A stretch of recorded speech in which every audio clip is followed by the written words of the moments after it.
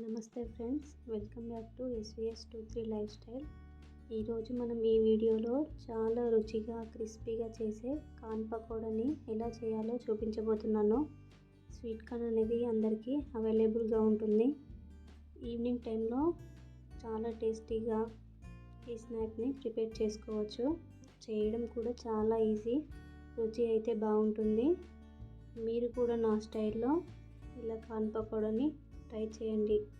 మరి లేట్ చేయకుండా కరకరలాడే కార్న్ పకోడా ఎలా చేయాలో ఇప్పుడు చూద్దాం.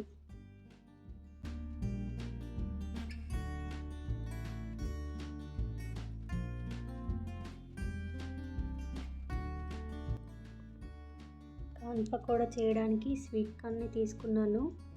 వీటిని మనం ఒలిచే పని లేకుండా కట్ చేసి తీసుకుందాం. ఇలా ఒక ప్లేట్లోకి కార్న్ పెట్టి సగాన్ని కట్ చేయాలి.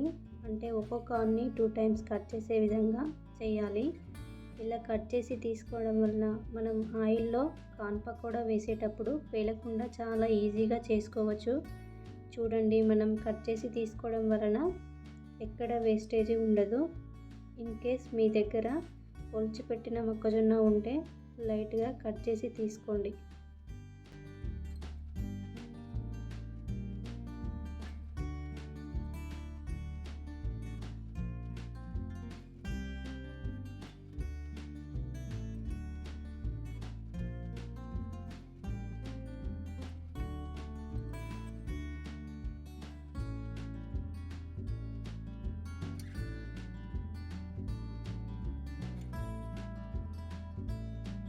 ముందుగా మనం కట్ చేసి పెట్టుకున్న మొక్కజొన్నల్ని ఒక బౌల్లోకి తీసుకుందాం.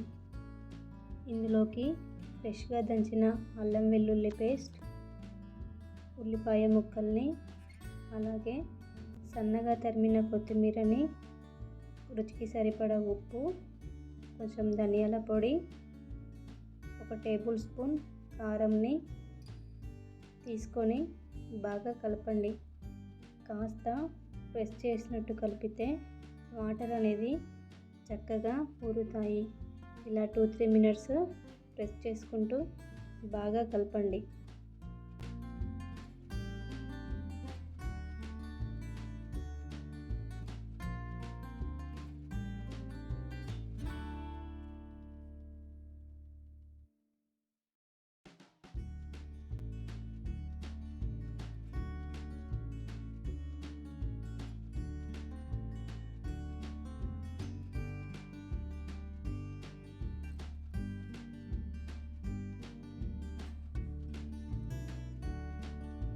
ఇలా 2-3 మినిట్స్ కలిపాక బైండింగ్ కోసం అరకప్పు శనగపిండిని తీసుకోండి.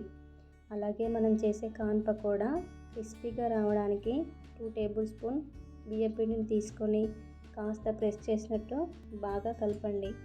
ఇందులో వాటర్ వేయాల్సిన అవసరం లేదు. 2-3 మినిట్స్ కలిపాక నీళ్ళు అనేది అంతగా ఊరకపోతే కొద్దిగా వాటర్ని వేసి కలపండి. వాటర్ బాగా వేస్తే పిండి పల్చగా అవుతుంది, అలాగే ఆయిల్ అనేది ఎక్కువగా లాగేస్తుంది. సో ఇలా గట్టిగా కలపండి. ఇందులోకి బేకింగ్ సోడా తీసుకోవట్లేదు కాబట్టి మనం చేసే కార్న్ పకోడా క్రిస్పీగా రావడానికి 1 స్పూన్ వేడి ఆయిల్ని తీసుకొని బాగా కలపండి. ఇలా మనం కలుపుతూ ఉండగానే సాఫ్ట్ పిండిలా అయిందిగా ఇలానే రావాలి. పిండిని కలిపిన తర్వాత నానబెట్టకుండా వెంటనే చేయాలి. మరో పక్కన డీప్ ఫ్రైకి సరిపడా ఆయిల్ని తీసుకొని వేడి చేయాలి. ఇలా వేడయ్యాక చేతికి తడి చేసుకుంటూ పకోడాలు చేసుకోవాలి.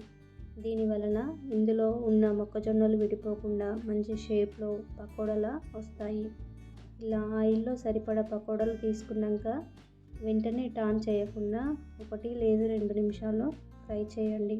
వెంటనే చేస్తే విడిపోయే ఛాన్సెస్ ఉంటుంది. స్లోగా టర్న్ చేస్తూ మంచి కలర్లో వచ్చేంతవరకు బాగా ఫ్రై చేయండి.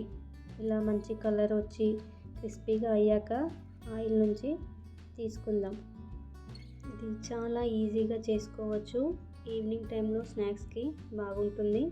మీరు కూడా ఒకసారి నా స్టైల్లో ట్రై చేయండి. చాలా రుచిగా క్రిస్పీగా ఉంటుంది. ఈ వీడియో కనుక మీకు నచ్చినట్లయితే లైక్ చేయండి, షేర్ చేయండి, కామెంట్ చేయండి. Thank you for watching.